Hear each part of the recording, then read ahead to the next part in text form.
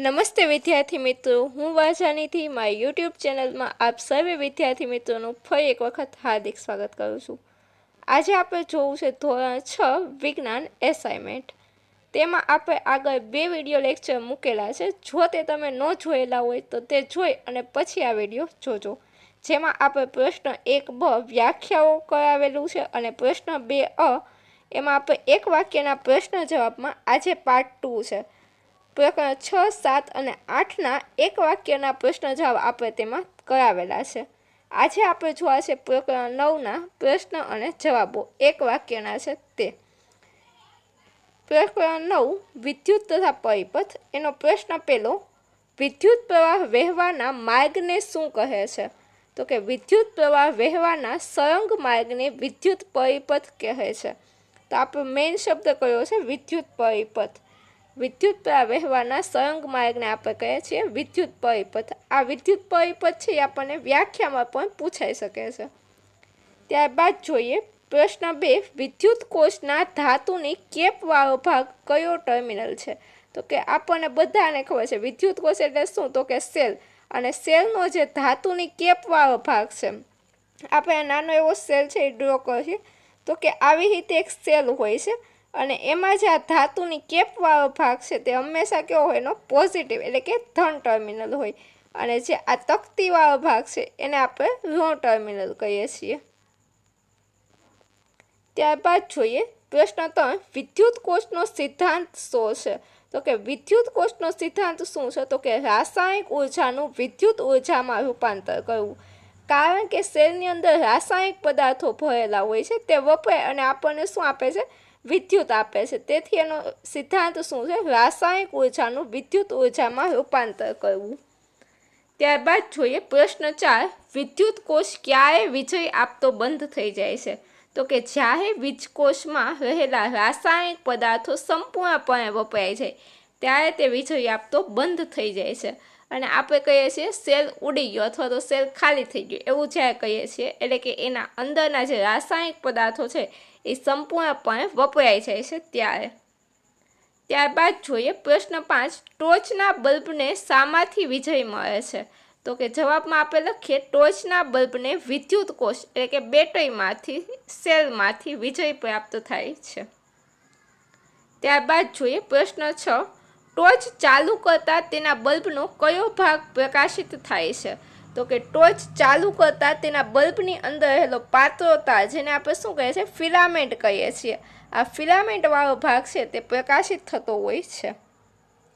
ત્યારબાદ જોઈએ પ્રશ્ન 7, કઈ બે ધાતુ વિદ્યુતની શ્રેષ્ઠ સુવાહક છે? તો કે ચાંદી અને તાંબુ છે એ વિદ્યુતની શ્રેષ્ઠ સુવાહક ગણવામાં આવે છે।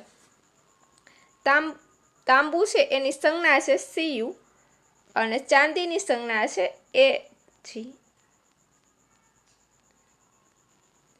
ત્યારબાદ જોઈએ પ્રકરણ 10ના જવાબો।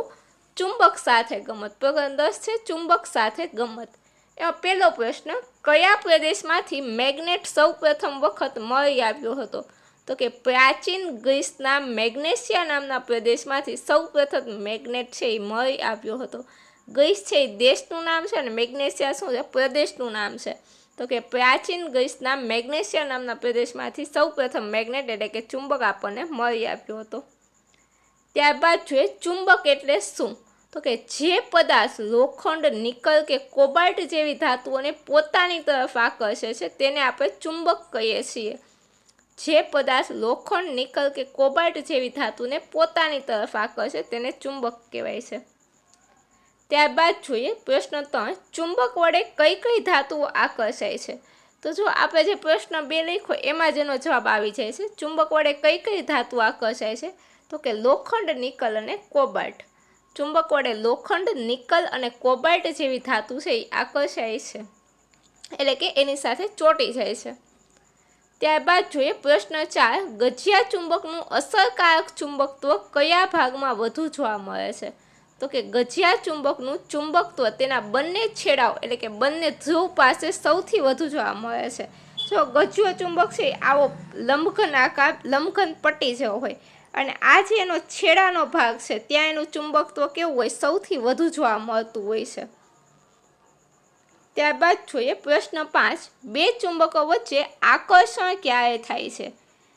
તો જવાબમાં લખીએ, જ્યારે બે ચુંબકોના અસમાન ધ્રુવો એટલે કે ઉત્તર અને દક્ષિણ અથવા દક્ષિણ અને ઉત્તર, જેને આપણે શું કહે છે નોર્થ અને સાઉથ, એટલે કે એન અને એસ અથવા તો એસ અને એન, એકબીજાની નજીક લાવવામાં આવે ત્યારે તેમની વચ્ચે આકર્ષણ જોવા મળે છે. કેવા? તો કે બે અસમાન ધ્રુવો જ્યારે નજીક આવે ત્યારે શું થાય છે? આકર્ષણ થાય છે.